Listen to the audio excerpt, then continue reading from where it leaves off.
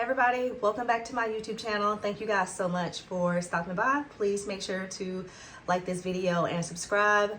I wanted to talk about today how to deal with a difficult or challenging co-parent.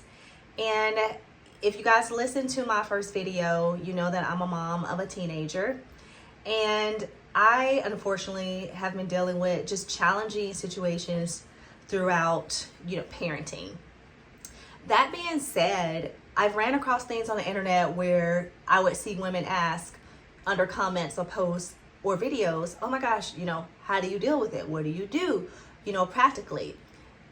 Some of these comments really don't tell you what to do because what can you really do, right? They say, oh, try to communicate with the person, try to talk to them.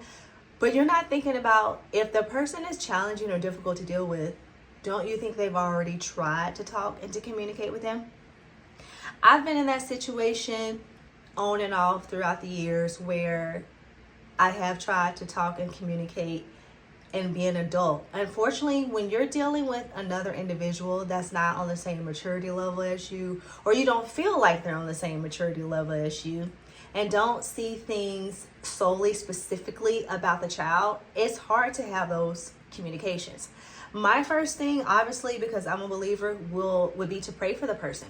I'm always continuously praying for him and his family, especially when my son is over there in their care, just for God to protect them all, for comfort, for joy, for peace, and for hopefully one day for a miracle or a change to happen.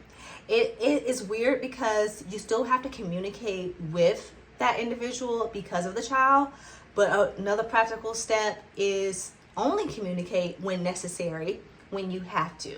That's how I'll handle it. There's been moments where I tried to say like, hey, this isn't about me. This is solely about our child.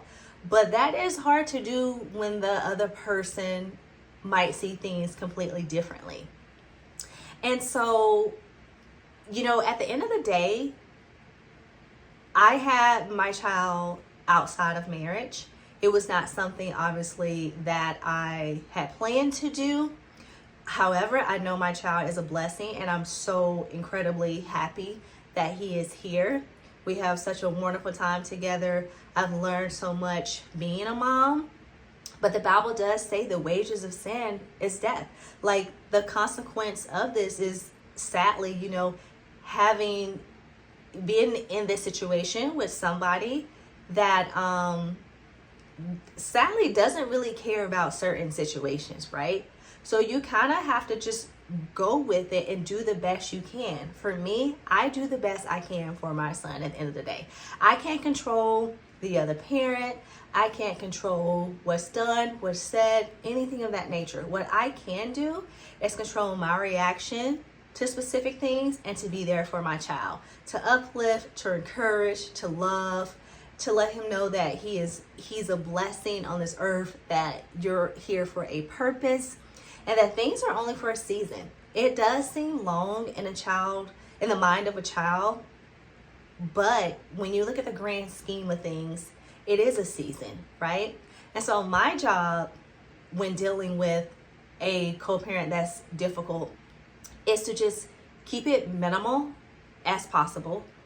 Continue to pray, continue to point it back to this is about the child solely, and that is it. And yeah, there are times where things might get crossed, or the other individual might not feel that's the case. I can't control that. There's nothing I can do. I know my heart.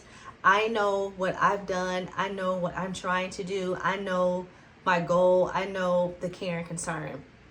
So sometimes it's not about how to actually handle, because at the end of the day, we might not be able to handle another individual. Like you just can't handle it. You have to just go through the process and work through it as best as you can, and know that one day it will be over.